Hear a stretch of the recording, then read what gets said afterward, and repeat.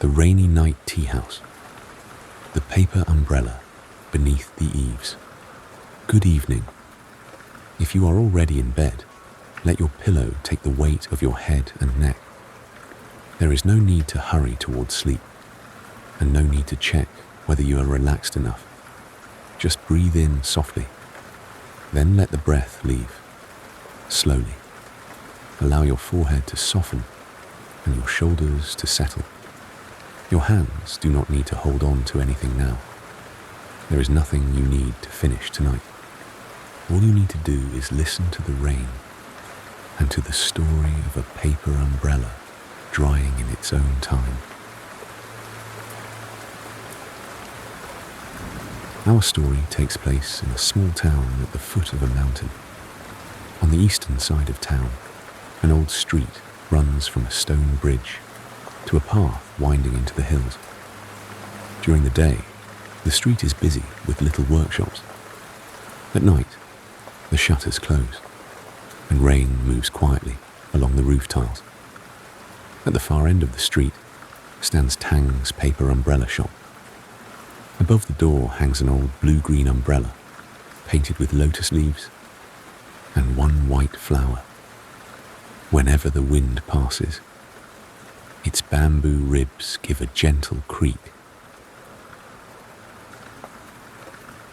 Tang learned to make umbrellas from her grandmother. She could shape bamboo, stretch paper, wind thread, and paint flowers with a fine brush. Her hands were usually steady. But on this particular day, the more she tried to hurry, the less her hands seemed willing to cooperate. The town photographer had ordered 12 umbrellas for a young couple's weekend photo session. Tang had already finished 11. Ivory, soft apricot, misty blue, soft sage green. They stood open beneath the covered walkway behind her shop, like 11 peaceful flowers. Only one umbrella remained. Tang painted it a soft rose colour, with a branch of flowering crabapple at its centre. But that afternoon, the sky darkened. The air grew damp, and the protective oil she had brushed across the paper refused to dry. Tang moved the umbrella to the window. Then she moved it beside the charcoal stove. She pulled it back, worried that the heat was too strong. A few minutes later, she moved it closer again. Outside, the first drops of rain tapped against the roof. Usually, Tang loved that sound. Rain made the umbrella shop feel peaceful. But that evening, every drop made her glance at the clock. Her noodles went cold. One painted petal began to blur. Still, she kept working, hoping to finish before the night grew too late. At last, the umbrella no longer felt sticky. Tang lifted it beneath the lamp. That was when she heard a tiny sound. Crack. Beside one rose-coloured blossom, a fine line had appeared in the oiled paper. It was not long, and someone standing a few feet away might never have noticed it. But Tang noticed. She knew the oil had dried too quickly on the outside, while the paper beneath was still damp. If she had waited a little longer, it would not have happened. Tang spread a fresh sheet of paper across the table and tried to begin again. The first piece went on crooked. The second trapped a bubble of air beneath it. The more she tried to fix things, the stiffer her fingers became. At last, she set down the brush. She could no longer bear the bright work lamp, the cold noodles, or the ticking clock. She picked up the cracked umbrella, closed the shop, and stepped into the rain. Rain sounded softer on paper than it did on roof tiles. Hush, hush. Tang crossed the stone bridge, where the street lamps turned the river deep gold. Each reflection broke apart when the water moved, then slowly gathered itself together again. Beyond the bridge, Tang followed the old mountain path. When she rounded a bend beside the bamboo grove, she saw a warm light resting in the mist. Beneath it stood a wooden sign, Pine Rain Teahouse. Below the name, in smaller letters, was another line, umbrella still damp. Let the tea warm first. Tang looked at the water dripping from her umbrella, then pushed open the half-closed door. Inside, a black iron kettle rested on a charcoal stove. Paper lamps gave the wooden tables the warm colour of old book pages. An old man sat behind the counter, polishing a clay teapot. He looked at Tang's wet sleeves, then at the umbrella in her hand. Open it and leave it by the wall, he said. It will dry more easily than if you keep it folded. Tang opened the umbrella beside a wooden stand. Warm light passed through the rose-coloured paper, and the crabapple branch appeared as a pale shadow on the wall. The little crack was visible too. Yet, in that soft light, it looked less like a mistake and more like the beginning of a slender branch. Tang sat beside the window. The old man brought her a cup of osmanthus and toasted rice tea. It smelled warm and nutty, with a delicate floral sweetness, a little like ripe apricots. Warm your hands first, he said. Tang held the cup between both palms. Heat moved slowly into her fingers, up through her wrists, and toward the shoulders she had held tight all evening. She took a sip. The tea was gentle, and its warmth lingered in her throat like a small patch of sunlight. After a while, the old man said, "Watching the umbrella will not make it dry any faster." Tang lowered her head and smiled. "I know." The old man smiled too. "You know, but you still look." "Yes." He asked if she made umbrellas, and whether this one was needed in the morning. Tang nodded. "It was the last one," she said. "I should have been able to make it properly." The old man glanced toward the wooden stand. "It is already an umbrella." "But the paper cracked," Tang said. "Does it still keep out the rain?" he asked. Tang remembered the walk from her shop. Not a single drop had come through. "Yes." The old man nodded. "Then let it be an umbrella for a while. Do not rush it into becoming a perfect thing."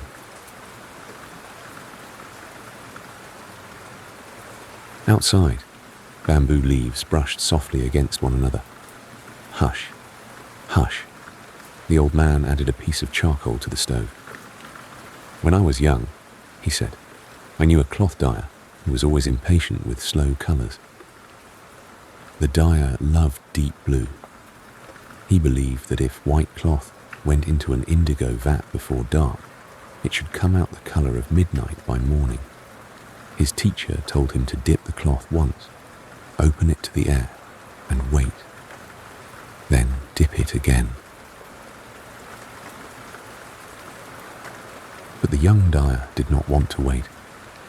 He pushed the cloth into the vat again and again, never allowing it to rest. By the middle of the night, it looked wonderfully dark beneath the lamp. He was certain that he had saved several days of work.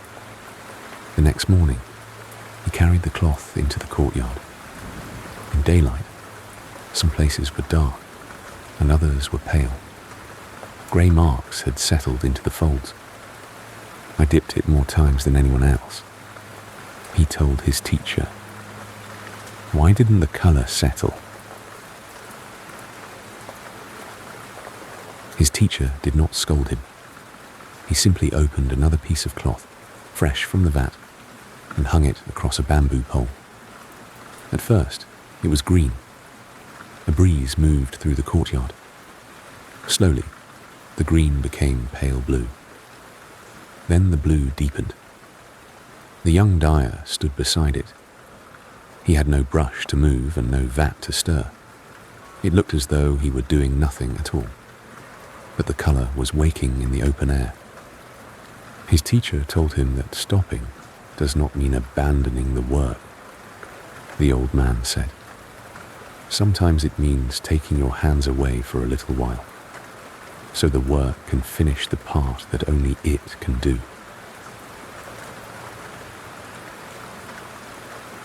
Tang looked into her tea.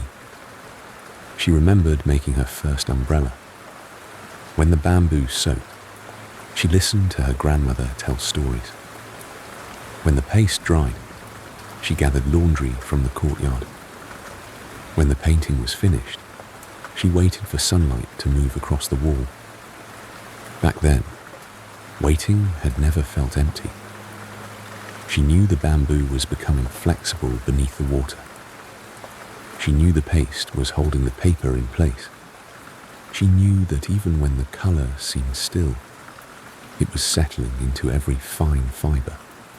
Over the years, Tang had become faster. She counted how many bamboo ribs she could shape in a morning, and how many flowers she could paint before a lamp burned down. Her work became quicker and neater. But she slowly forgot that some time is not meant to be filled. Some time is simply meant to pass. Did the young dyer ever learn to wait? Tang asked. The old man thought for a moment. Not all at once. He still became impatient, but whenever he wanted to push damp cloth back into the dye too soon, he first sat in the courtyard and drank a bowl of tea. Sometimes, by the time he finished, the cloth had turned blue. Sometimes, it still needed longer. Tang asked, what did he do then? The old man replied, he added a little more hot water. Tang laughed, and the sound felt easier than it had when she first entered. The old man nudged the teapot closer. There is plenty left. Tang poured half a cup and stopped looking for a clock. In fact, there did not seem to be one anywhere in the teahouse. Time was hidden in other places. In the kettle lid, clicking softly, in the charcoal fading from bright red to a deeper glow, in the pause between one drop of rain and the next, and in the open paper umbrella. Tang studied the little crack. It began at the edge of a petal and reached toward the painted branch. In the warm light, it looked like a leaf vein softened by rain, or the smallest fork in an early spring twig. I thought it had ruined the whole blossom, she said. And now? The old man asked. Tang looked again. Now it doesn't. The old man nodded. Turn the light, and sometimes a thing will show you another face. Tang stood near the umbrella without touching it. She could smell the faint, earthy scent of the drying oil. The umbrella was changing so slowly that her eyes could not measure it, but moisture was leaving the paper. The oil was becoming smooth. The colour was settling. Tang returned to the table and released a long breath. Only then did she realize that she had been holding one small breath all evening, as though every breath were waiting for the next thing to go wrong. Now it finally left her chest, and her shoulders softened with it. She remembered the 11 finished umbrellas beneath her own covered walkway. 11 complete flowers. She had been so focused on the crack in the final one that she had nearly forgotten them. Must all 12 umbrellas look exactly the same? The old man asked. No, Tang said. The photographer only asked for soft colours. Does this one keep out the rain? Yes. Does it open? Yes. He lifted his cup. Then it has already done a great many things tonight. Tang decided she would show the umbrella to the photographer in the morning. If they did not like it, she could make another one after sunrise, after eating a warm bowl of noodles. Not now, with tired fingers beside an overheated stove. The decision did not make everything certain. Tang still did not know whether the umbrella would be accepted or whether the rain would stop. But those questions were simply things she could meet tomorrow. They were not things that had to be completed tonight. The rain softened. Dense silver threads became separate drops beneath the eaves. Tang sat in silence for a little longer. The old man did not hurry her. The quiet was like the small dry space beneath an umbrella, just large enough for someone to stand and listen to the rain.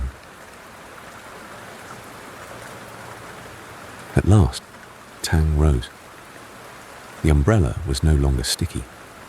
The old man gave her a cloth ribbon. "Wrap it loosely," he said. "It will need to be opened again when you get home." Tang wound the ribbon once, leaving a little air between the bamboo ribs. "How much do I owe you?" she asked. The old man looked outside. "Tonight's rain has already paid." Tang smiled. She knew he was saving her the trouble of searching for coins. But on such a quiet night, his answer seemed perfectly reasonable. Tang opened the umbrella beneath the eaves. The little crack was still there. It had not disappeared, and it did not need to. "Walk slowly," the old man said. "Let the umbrella dry slowly too." On the way home, rain landed softly on the paper. Hush, hush. Tang no longer wondered whether every drop might damage the colour. A paper umbrella was made to meet the rain. When she crossed the stone bridge, the reflections trembled in the river. They broke apart, gathered, and broke apart again. The water had never stopped flowing, simply because it could not hold a perfect reflection. Back at the shop, Tang opened the rose-coloured umbrella beside the other 11. Ivory, soft apricot, misty blue, soft sage green. 12 umbrellas turned lightly in the night air. Their colours were different. Not one of them hurried another. Tang lowered the stove, washed her brush, and rolled up the fresh paper. Then she cooked herself another bowl of noodles. When the water boiled, she did not touch the umbrella. When the noodles were ready, she did not look at the clock.